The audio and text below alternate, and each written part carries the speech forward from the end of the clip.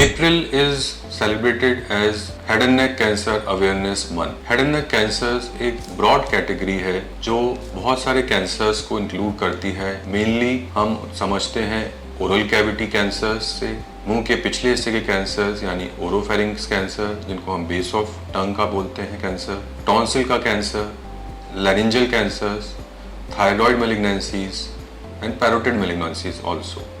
सो ये सारे कैंसर्स मिला के हेड एंड नेक कैंसर्स कहलाते हैं। Where is the importance of these cancers? Head and neck cancers are the most common cancer among both males and females in India. इसमें से भी mainly मुंह का कैंसर यानी कि गाल का कैंसर, जीभ का कैंसर, ये इंडियन मेल्स में बहुत कॉमन है।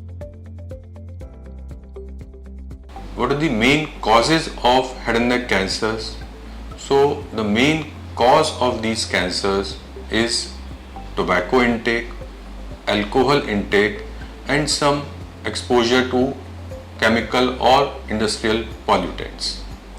इसके अलावा एक बहुत important cause है जो ज़्यादातर नज़रअंदाज हो जाता है and that is a viral infection which is human papilloma viral infection.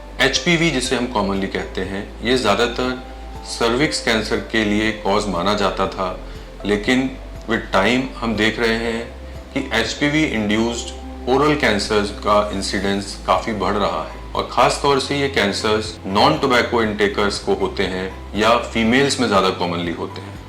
हमारे पास कई बार पेशेंट्स आते हैं जो कहते हैं कि मैंने कभी टोबैको नहीं लिया, कभी अल्कोहल नहीं लिया, फिर भी मुझे ये कैंसर हो गया।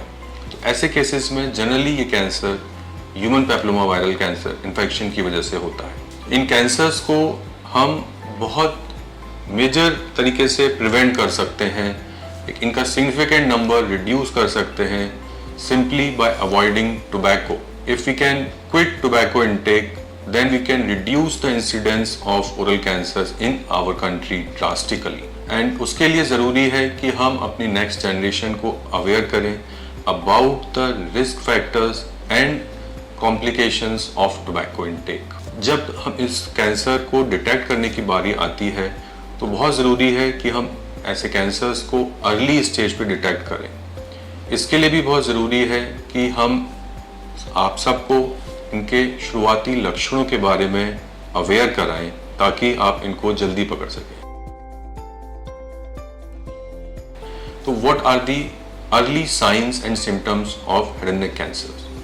सो the main signs are any non healing ulcer in your oral cavity, be it cheek or on a tongue. Any ill-fitting denture that is causing ulcer can also lead to a non-healing ulcer. Second most common symptom is change of voice or hoarseness of voice. Also, patient might feel any lump in the neck. These lumps are nothing but the enlarged lymph nodes due to involvement of them by cancer. When you have some symptoms, your doctor need to give you some investigations mainly in the form of a thorough clinical examination and followed by imaging either in the form of CT or MRI. And then comes the investigation of biopsy. Biopsy has to be done from the lesion in the oral cavity to confirm the disease. काफ़ी time patient के attendants हमसे कहते हैं कि क्या हम बिना biopsy के इस कैंसर को कंफर्म कर सकते हैं? तो answer is no. Biopsy is a must to confirm the disease and it doesn't lead to any spread of the cancer. After biopsy, after confirming the disease, we need to stage what exact stage your cancer is.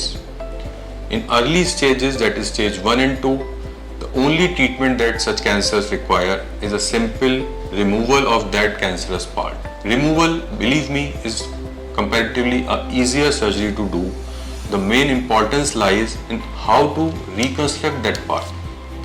There lies the importance of recent developments and advances through which we give better reconstructive methods leading to better functional and cosmetic results. कहने का मतलब है कि cancer ग्रसित part को निकालना तो आसान है, पर उसको हम रिकंस्ट्रक्ट कैसे करते हैं? इस रिकंस्ट्रक्शन टेक्निक को हम बोलते हैं फ्री फ्लैप टेक्निक। इस फ्री फ्लैप टेक्निक में हम आपके हाथ या लेग से स्किन लेके उस डिफेक्ट पे लगाते हैं और उसको माइक्रोवास्कुलर टेक्निक से आपके गले की नसों से जोड़ते हैं। क्योंकि हाथ की या पैर की स्किन कंपैरेटिवली थिन होती है तो आपके डिफेक्ट में इजीली प्लेस हो जाती है और हमें खाने पीने में आसानी देती है। तो this is brief information that every person should have so that you can prevent these cancers from becoming a huge cancer burden on our healthcare. Thank you.